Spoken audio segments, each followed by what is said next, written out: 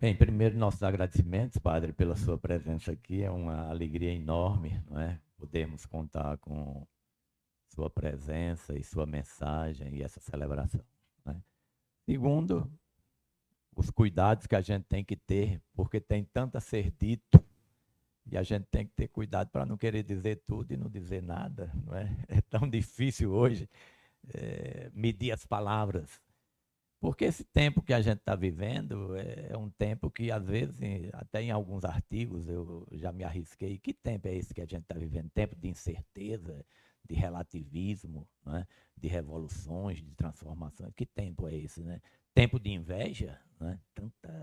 Tanta coisa permeia o mundo que fica difícil nomear, né?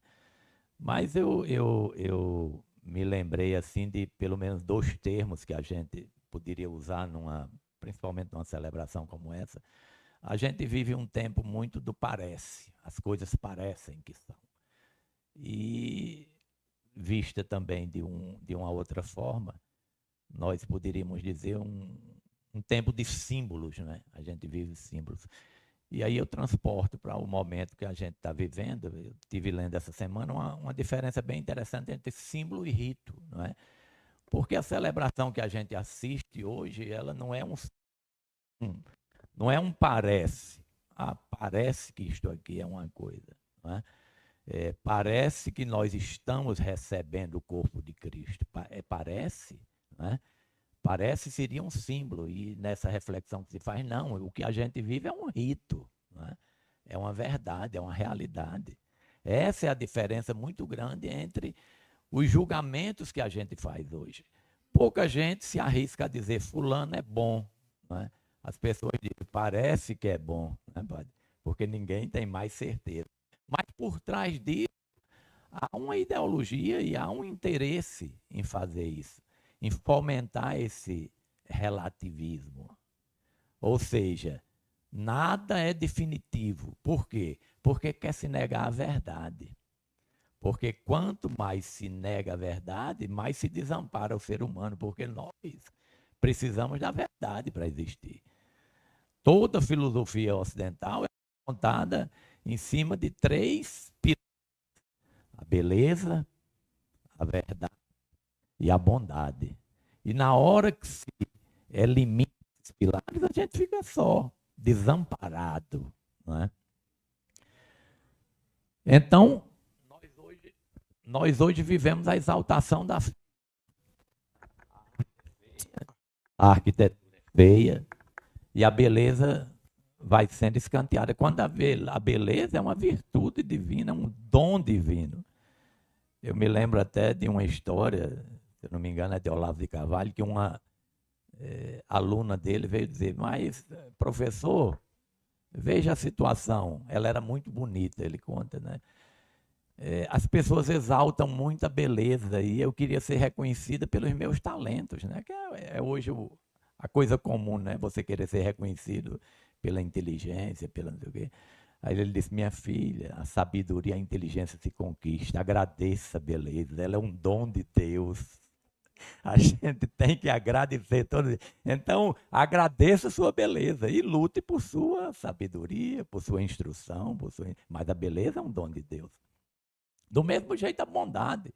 Hoje a gente vive aquela história. Ninguém tem coragem de botar a mão no fogo por ninguém.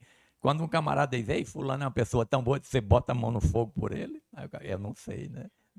Talvez por meu pai, por minha mãe, mas botar a mão no fogo. Mas não deveria ser assim.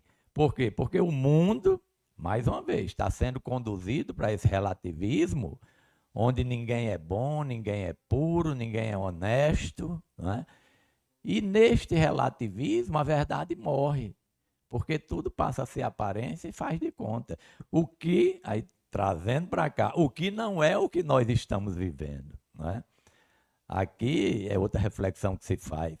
Às vezes a pessoa pode ter a impressão de que, bem, nós estamos comungando como se fosse o corpo de Cristo, mas não é assim. Na verdade, isso aí seria uma simbologia. Nós não vivemos uma simbologia. Nós estamos vivendo uma realidade, um rito, ou seja, uma repetição real do que aconteceu uma vez na Santa Ceia, né? Então a gente tem que trazer de volta para nós os pilares que constituíram a gente como civilização. Verdade, bondade, né? E beleza. Essas coisas são fundamentais, porque na hora que nós destruirmos tudo isso, nós ficamos sós, desamparados e submetidos a quem nos diga o que é belo, né? O que é bom, o que é santo, né? Tem outra passagem muito interessante, às vezes, de reflexão, que hoje se diz que se teme muito duas coisas: o herói e o santo, né? Ninguém quer isso na sua família, porque essas pessoas são incômodas. Nós vivemos um tempo de covardia, de fraqueza, não é? Quando se pede paz, muitas vezes não é a paz honrosa, é a paz por medo. Ah, eu tenho medo, então é melhor eu ter paz. A paz, pela saudação de Cristo, até quando ressuscitou, é um bem. Mas para Cristo desejar a paz e semear a paz, foi crucificado, não é? Então, muitas vezes é preciso que a gente se sacrifique e seja crucificado pelas coisas que a gente acredita. Nós não podemos viver um tempo de medo, de covardia. Nós temos que ser corajosos, porque a paz, ela nasce da verdade. Quando nós pregamos a verdade e os outros acreditam na nossa verdade, ou nós acreditamos na verdade dos outros, aí você pode ter uma paz verdadeira. Se assim não for, ela é falsa, não é? Então, essas coisas a gente precisa ter na cabeça da gente. Então, nesse momento de ressurreição, de reflexão, não é? Nós desejamos a todos a paz, o renascimento, não é? O restabelecimento da comunhão, porque é importante viver bem com as pessoas. Mas também outra reflexão que nós podemos fazer é que hoje vocês vejam em que o mundo está se tornando. Eu respeito e aceito o que você diz. Não, não é assim. Existe a verdade. E eu me lembro que no julgamento também de leituras, evidentemente, na época de Getúlio Vargas, lá do atentado dos toneleiros, quando o Congresso fazia a votação possível do impeachment de Getúlio, então, naquelas discussões, o que era ou não a realidade? Aquilo tinha acontecido, ou era um atentado, era dirigido por Getúlio, estava por trás de tudo aquilo. Então, isso foi muito discutido no Congresso, né? E Afonso Arinos, num determinado momento, e num dos discursos mais célebres do Congresso, ele faz a mesma indagação que Pôncio Pilatos fazia há 2000 anos. O que é a verdade? Não é? Ela existe? Sim, ela existe. Porque ele disse, existia naquele confronto universal e histórico entre Pilatos e Jesus Cristo, e a pergunta, o que é a verdade, existiam dois lados. Existia Cristo e existia Pilatos.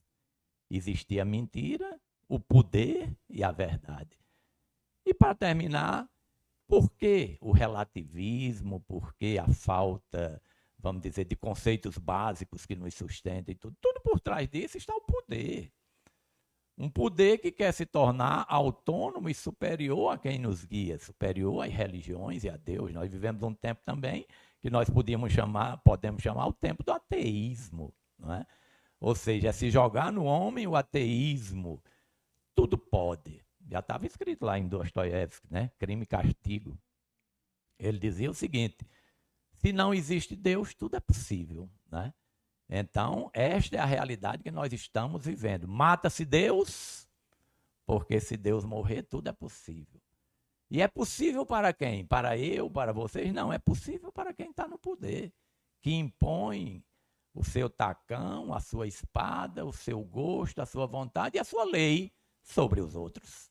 Então, são esses os cuidados e a reflexão que a gente tem que ter. Que, embora nos matem, nos mortifiquem, nos crucifiquem, existem bases sobre as quais nós devemos nos segurar, não é? E entre elas o que nos formou, a religião, a família. Por que a família tem sido tão atacada? Porque o maior perigo para a sociedade que querem nos impor é a família. Porque tudo que é pregado pela família, a sociedade hoje se encarrega de desmanchar. Então, são cuidados que nós devemos ter. Não é à toa, viu, padre, que aqui nós temos a Sagrada Família, não é? É uma imagem que nós temos sempre presente aqui com essa intenção, Porque também nós somos uma grande família, não é? Porque defendemos valores. Essas coisas são muito importantes para todos nós. Então, finalizo desejando assim um renascimento para cada um, a coragem de enfrentar as dificuldades do dia a dia, de não fugir da nossa missão, né? Porque nós temos missões e elas precisam ser conduzidas com força, com coragem, né? Não é fácil educar filhos, não é fácil corrigir as pessoas, é muito difícil. Ninguém quer um conselho hoje. O que é que se diz? Se conselho fosse bom, não se dava, né? Mas está entre as obrigações morais da igreja. Se você for ver lá, enterrar os defuntos, socorrer os necessitados, dá bons conselhos. Olha que coisa interessante. Mas a sociedade também está mudando. É proibido dar conselhos. Por quê? Porque cada um é dono de seu nariz. Será que nós temos capacidade de ser donos do nariz da gente? Será que a gente não precisa de correção, né? É tão bom, às vezes, quando a gente está caminhando para um precipício, alguém pega no braço da gente e diz, não vá por aí não, né? Aí é arriscado, né? Mas hoje, quantos valorizam isso? Tão poucos, não é? Mas, nesses momentos, a gente revigora a nossa confiança, a nossa fé, a nossa força, a nossa disposição, né? De viver a vida com todas as dificuldades, mas, acima de tudo, não é? Honrando as tradições que a gente recebeu. Para finalizar, ainda hoje, né, uma das primeiras grandes revoluções que tentou mudar o mundo, né, e infelizmente foi um banho de sangue, foi a Revolução Francesa, né? A gente sabe, o simbolismo é muito bonito, mas você veja o seguinte: fraternidade, igualdade e liberdade, né? Faltou uma palavra nisso tudo. Para quê? Para botar o freio. Porque as coisas sem freios, elas desandam. Fraternidade, liberdade e igualdade. Mas como é que isso descambou no mundo de sangue, do terror que foi a Revolução Francesa? Sabe por quê? Porque faltou uma coisa: responsabilidade. Porque tudo tem que ter o freio. A liberdade é boa com responsabilidade, não é? A fraternidade é universal, ela deve existir, né? A igualdade, a gente pode perguntar, é importante diminuir as desigualdades? Sem dúvida, mas nós não somos iguais, não é? Nós somos desiguais. Nós não podemos sepultar o mérito das pessoas que trabalham mais. Então, são questões que às vezes são importantes numa discussão como essas. Às vezes, padre, eu até faço questão dessa última fala também, porque é um evento religioso, mas elas são importantes porque dentro da categoria médica, dentro desse conjunto que nos forma, há um conjunto de valores que importa serem defendidos, não é? E nós os defendemos com muito ardor, não é? Defendemos essas questões com muita força, com muita vontade, porque, infelizmente, se o mundo não tiver aqueles que defendam os valores, ele será jogado numa convulsão, já está, na verdade, né, numa convulsão que a gente, infelizmente, pode ser vítima dessa própria convulsão. Porque os que se calam diante do medo, da ameaça, ou mesmo das transformações, e não abrem sequer sua voz ou sua palavra para protestar, eles podem ser engolidos por essa tempestade, né? Então, que nós tenhamos força, coragem e mantenhamos, não é, aquilo que nos fez gente durante esses longos anos de marcha da humanidade, né? É preciso cultivar as coisas que deram certo. E entre elas, as coisas mais sagradas que nós temos que defender são família, né? Religião, organização do Estado como órgão de defesa do seu povo, né? De zelo por seu povo, de melhoria de condições de vida para o seu povo, e não como um pé para pisar no pescoço ou no lombo de ninguém, né? Então, Deus nos abençoe, nos dê força para caminhar, e mais uma vez, obrigado, padre. E nossa auxiliar de hoje é uma colega nossa, viu? A nossa ministra, né? A Aline, né? A Aline está tão jovem que eu não reconheci. Peço até desculpa a ela. Eu olhava para a Aline, eu já vi em algum canto, mas não consegui. Até que o padre disse: